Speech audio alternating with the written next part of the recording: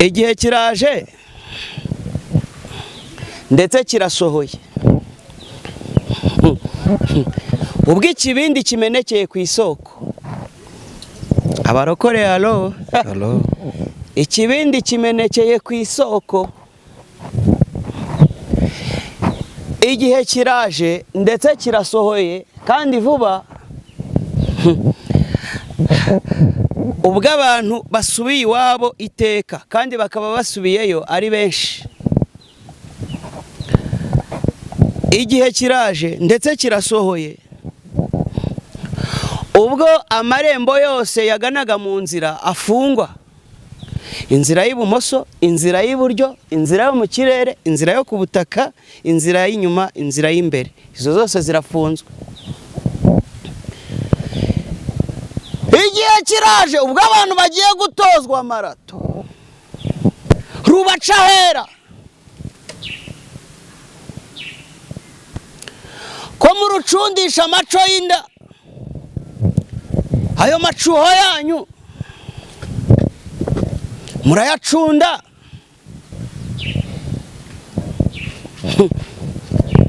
Murayajyana ibwami, murayajyana mu cyaro, murayajyana hehe. Kwigihe cy'umusakake yageze. Cyangwa se reka mbe nguzinze umwanya wawo nugera ndawukoresha.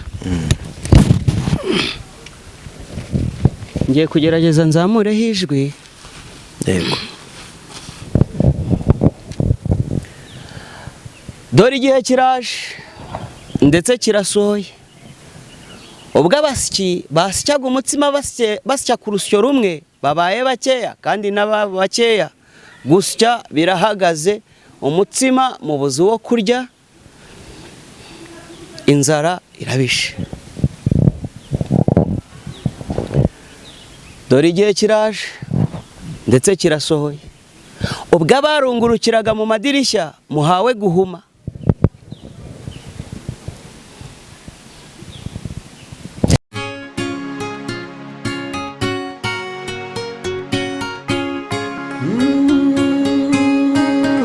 Emana we, Yesu we, ingoma yawe ni amamare.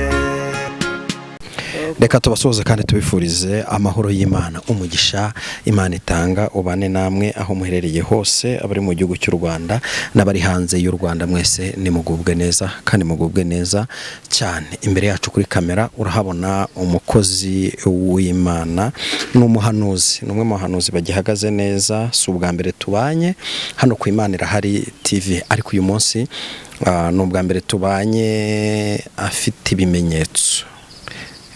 Imbere turahabona umusaraba, turahabona umutaka kandi nta mvura iri kugwa, tukanahabona umukozi w'Imana.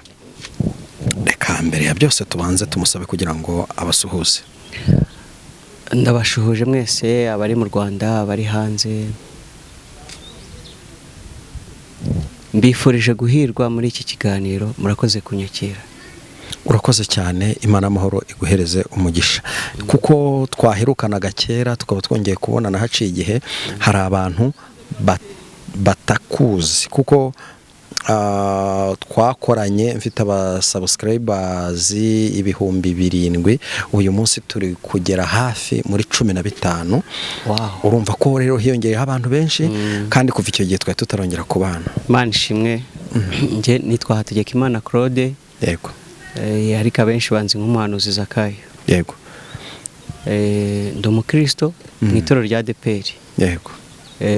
Ntuye hano mu mujyi wa Kigali mu karere ka Gasabo. Ndi umugabo wubatse, mfite umudamu n'abana. Yego.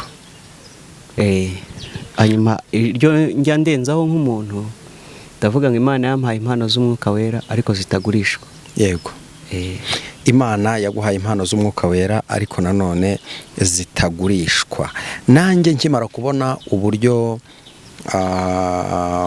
tugiye gukora mu ikiganiro nagize ubwoba, ntabwo nashobora kukubaza ibibazo byinshi kuko nirinda ikintu cyatuma mbangamira umwuka wera. Ahubwo reka ngusabe kugira ngo mbanze nsenge Imana, nimara gusenga Imana nguhereze umwanya ubu tugezeho message Imana yaguhaye kutugezaho no munsi. Amen. Data mu izina rya Yesu Kristo turagushimiye kandi turaguhimbaje, tugushimiye ko wabanye natwe, tugushimiye ko watwongereye iminsi yo kubaho. Gusa n'abatakiriho si uko bari abapagani cyangwa si uko batari abantu nkatwe, ahubwo niko wabishimye. Bityo rero ndakwinginze kugira ngo abo bane natwe muri iri vugabutumwa tugiye gukora, umukozi wawe mushyigikire, abadukurikiye ubahereze umugisha kandi ubahe kumva ndetse no kumvira, mu izina rya Yesu Kristo misabye nizeye, amen. Ngwahe ikaze na karibu. Murakoze, ngira umugisha wo kubana namwe muri uyu mwanya. Nkuko mubibona mfite umutaka, ariko ibumoso bwanjye hari umusaraba. Yego. Hano mfite igiceri, kandi mfite n'ikaramu hano mfite n'ikaramu. Buri kintu cyose kiri hano gifite ubusobanuro bwabyo. Yego. Iyi message ije hashize hafi amezi 2. Ndashimira Imana ko yampaye impano y'ubuhanuzi. Amen. Kandi narayisengeye igihe kinini, najyaga ngira amatsiko yo kumva umuntu ari kumpanurira, Imana iri kumuvugisha gute. Ndashimira Imana rero ko yampaye iyo message. Hanyuma reka tubanze dusomere ijambo riri muri Yohana, mu butumwa bwiza nk'uko bwanditswe na Yohana igice cya 6. Turasoma umurongo waho wa 10.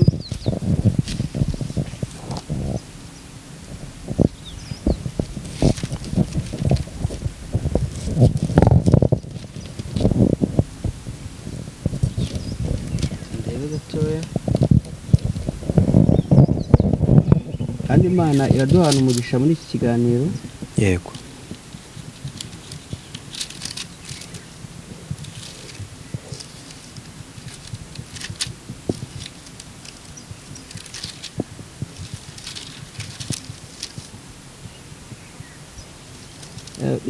Cyangwa se dusome hano mu bice 6. Yohana ibice 6. Dusome no kuri uyu murongo waho wa 6.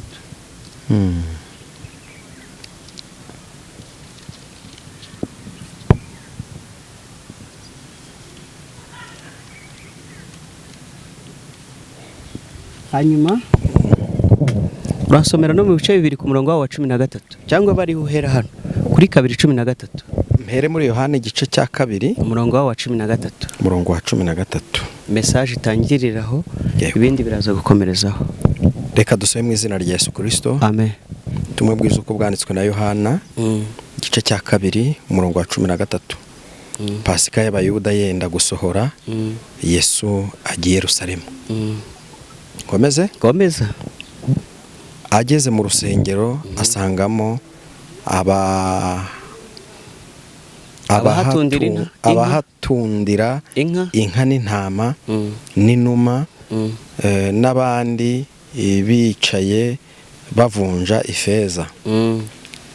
abohekanya imigozi ayigira nk'ikiboko. Bose abirukana n'intama n'inka mu rusengero, amena ifeza z'abaguraga inuma. Imana iguhe umugisha. Amen. Niba washaka reka uyu mutaka, cyangwa se reka mbe nkuzinze, umwanya wawe nugera ndawukoresha. Ngiye kugerageza nzamureho ijwi. Yego.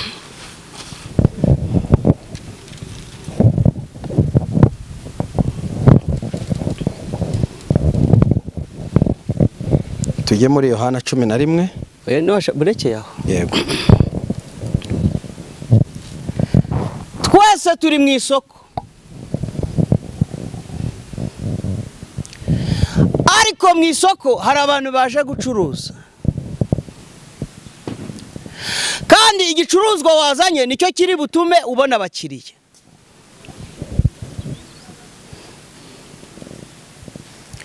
Ntabwo nzi icyo washoye mu isoko, ariko icyo nzi nashidikanya nuko fagitire y'ibiri busohoke mu isoko urayisiga ku muryango, nudasohoka na fagitire Rwanda Revenue iragufata. Pascal urahari? ndahari cyane. turi mu gucuruza, niyo mpamvu abari gucuruza ibyishimo bari busarura ibyishimo, abari bucuruza amagambo barasarura amagambo, abari bucuruze gusambana fagitire yabo iraza yanditseho sida. Ikaramu singi Yego. abari bucuruza urwango barasarura ribu, fagitire iraza ariho Rwanda Investigation Bureau. Ikaramu iri kwandika. Fagitire rero iraza iriho amazina abiri, iraza iriho amazina y'uwacuruje n'uwaguze.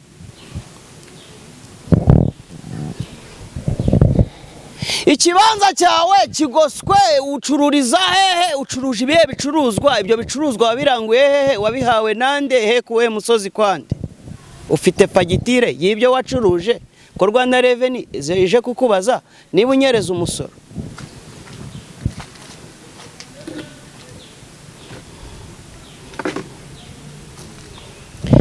Iyi karamu rero iri kwandika,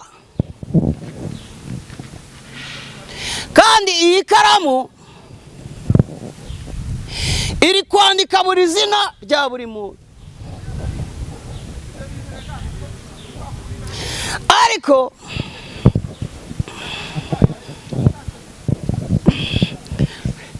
mu byo iri kwandika harimo n'ibi bicuruzwa wari ucuruje, kandi ibyo bicuruzwa bifite igiciro cyabyo. Reka jye nkubwire nyiri isoko icyo ari kumbwira, reka nkubwire icyo Uwiteka Imana ari kuvugana nanjye. Umva ukuntu Imana iri kuvuga, reka mbikubwire ntuje iby'iyi karamu iri kwandika. Mbere y'uko ugera mu isoko, Imana yabanje kuguha umurima. Umurima utangira guhinga, urahinga, urarerura, ariko urasiba. Ukusiba rero urwiri rwabaye rwinshi. Urwiri rubaye rwinshi, nyiri umurima aje kureba asanga umurima warasibye, agira ubwoba. Umva ukuntu ari kuvuga nyiri umurima, aravuga ngo sinzatuza umurima wanjye ntarawumaramo urwiri, kandi umurimo wanjye kugira ngo abahinzi bakomeze bahinge ahameze neza. Nyiri umurima, nyiri isoko aravuga ngo sinzatuza, kandi sinzaterura igitereko kitabaza hagati y'ubwoko bwanjye, amaboko yanjye ataramara kuramira bari kugwa ku gasozi.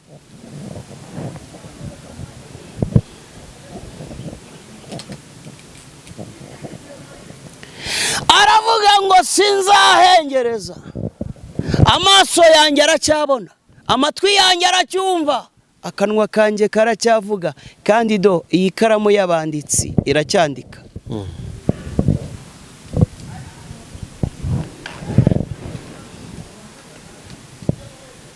Impyisi ibihehe iri gusangira n'imbohi iboshye amaboko yombi, ariko imbohi imaze guhaga ikandagira mu mbehe ya bihehe itangira kumena ibyo yagaburiwe. Bihehe irisekera, nta kindi yabikoraho, za bihehe ziritonda. Iyo utwo twamenetse irangije irigendera.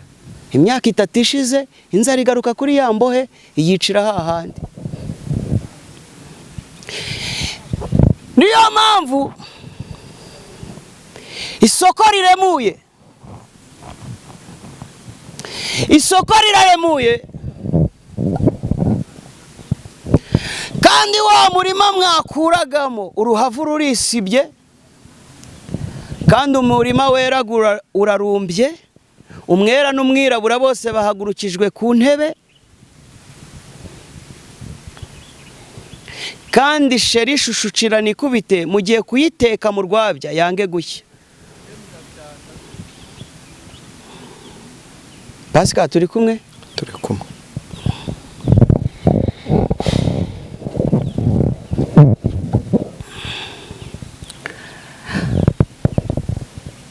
igihe kiraje ndetse kirasohoye ubwo abarinzi b'inzu bahinze imishyitsi, kandi intwari zirunamye. Abarinzi b'inzu bahinze imishyitsi kandi intwari. Dore igihe kiraje ndetse kirasohoye ubwo abasyi basyaga umutsima basya ku rusyo rumwe babaye bakeya, kandi n'ababo bakeya gusya birahagaze. Umutsima mubuzi wo kurya, inzara irabishe. Dore igihe kiraje ndetse kirasohoye ubwo abarungurukiraga mu madirishya muhawe guhuma.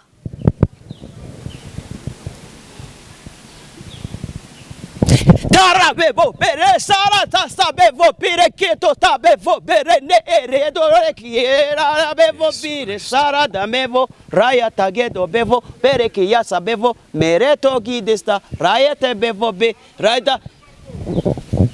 Igihe kiraje ndetse kirasohoye ubwo ikibindi kimenekeye ku isoko. Abarokore halo. Ikibindi kimenekeye ku isoko. Igihe kiraje ndetse kirasohoye kandi vuba. Ubwo abantu basubiye iwabo iteka kandi bakaba basubiyeyo ari benshi. Igihe kiraje ndetse kirasohoye ubwo amarembo yose yaganaga mu nzira afungwa. Inzira y'ibumoso, inzira y'iburyo, inzira yo mu kirere, inzira yo ku butaka, inzira y'inyuma, inzira y'imbere, izo zose zirafunzwe. Igihe kiraje ubwo abantu bagiye gutozwa marato.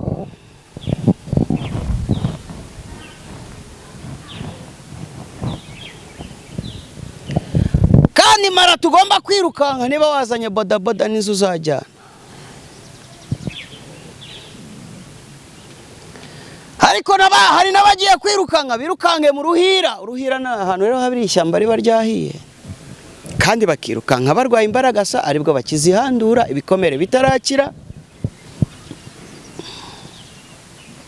Imbaraga sa wenda nibwo yari maze amezi 9 umuntu ayigendana mwino. Abo bazahura n'uburibwe. Yesu Kristo. Kuko ntabwo bazaba bafite ababahereza amazi byibura ngo babashe kugagura, kuko imbaraga zizaba ari nkeya.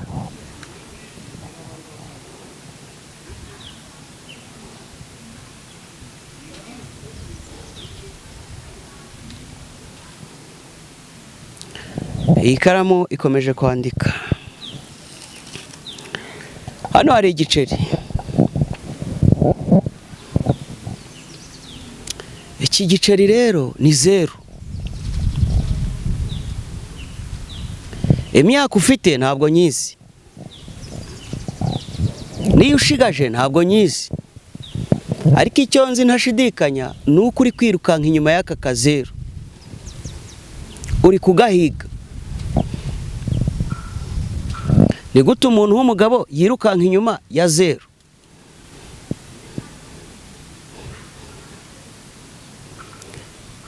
Imboni z'amaso yawe zihora ziteguye kureba iyi 0. Erega aka ka0 nako gafite imboni kari kukureba. Ese kukirukankanya imyaka myinshi utaragafata, umunsi aka ka0 kaguhindukiranye, wowe uzahungira he? Dore ndagateruye.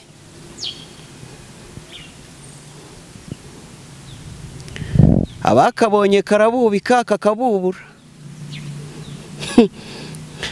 Kakabasetsa kagatuma bashonga.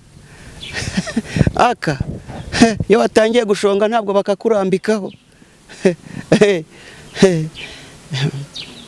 Aka kantu kuri kukirukanka inyuma ari aka0 kangana umunsi kaguhindukiranye kakakubaza igihe wakirukankaniye umaze kukamara ubwoba, wowe uzasubiza iki? hanyuma reka nkuririmbire iyi ndirimbo y'aka kazeru. Twize kwandika zeru, ishuri turivuyemo. Ariko saba abanyamasengesho ninde wabakuye mu ishuri? N'abahanuzi mwe ninde wabakuye mu ishuri?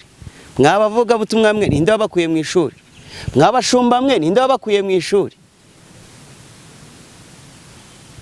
Mwavuye mu ishuri se mwasanze mu kibuga bakiniramo mwasanzemo imipira ingahe? Twize kwandika zeru, ishuri turivuyemo. Dore ngaka turayarangije kumbe dutahanye zeru. Mwarimu wamagaze rifite amatwi, amasomeza n'umusatsi, ubona mukomeye amashyi. Utarayibonye yabonye amahirwe, hari nabo zeru yatakarije ubusugi, bemera kwa ndavura batakaza agaciro. Barabahanuzi sha. Reto bevo pire torekiata sabe vo pere tonekido stara bevo berekitas zeru yatumye mbura icyo ndya. Rero mwari musimuga ya zeru nayitaga ikirayi. Mwarimu w'imibare yinjiraga classe, mu ntebe nicayemo ngahindura place, gatangira gukanura nk'uwatakaje control, ikizere cy'ubuzima ngo data tunze zeru.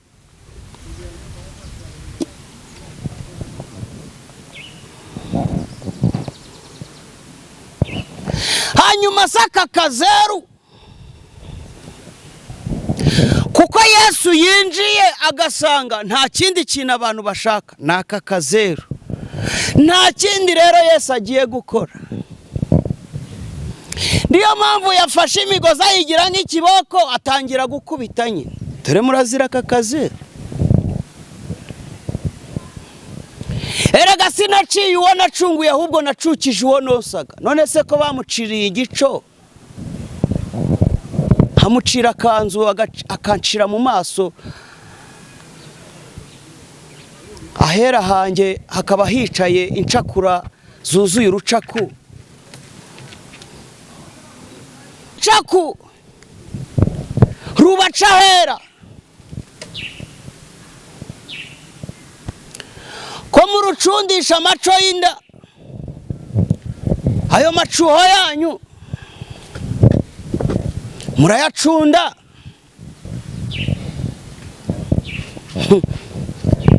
Murayajyana ibwami, murayajyana mu cyaro, murayajyana hehe kwigihe cy'umusakake yageze, kwigihe cy'abayede bivanguye n'abafundi kigeze. Hano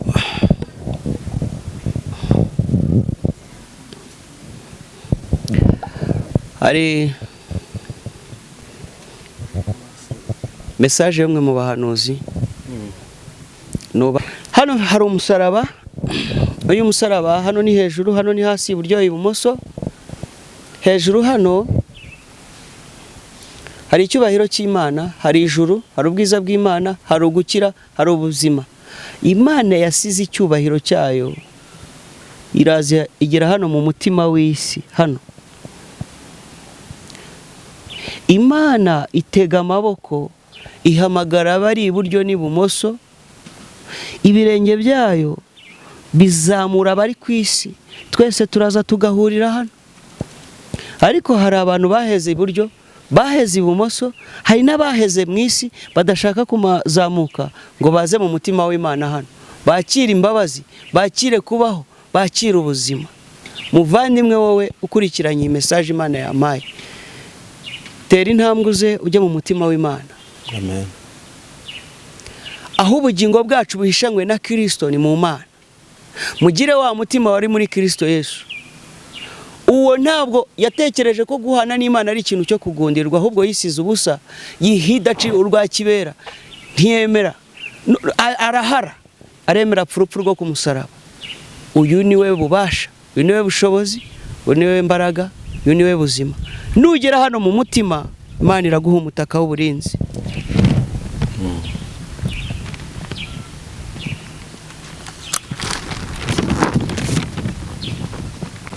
Nugera hano mu mutima, Imana iraguha uyu mutaka w'uburinzi. Imvura nigwa ntiri bukunyagire, izuba niriva ntabwo riri bukwice, ahubwo Imana iraguha kubaho kandi urabaho byuzuye. Imana iduhana umugisha. Ndagushimiye kuri Imana ikomeye, kuri Imana igira neza, kuri Imana ivuga bikaba, yategeka bigakomera. Ndagushimiye kubw'iyi message itambutse, uyiherekereshe imirimo n'ibitangaza.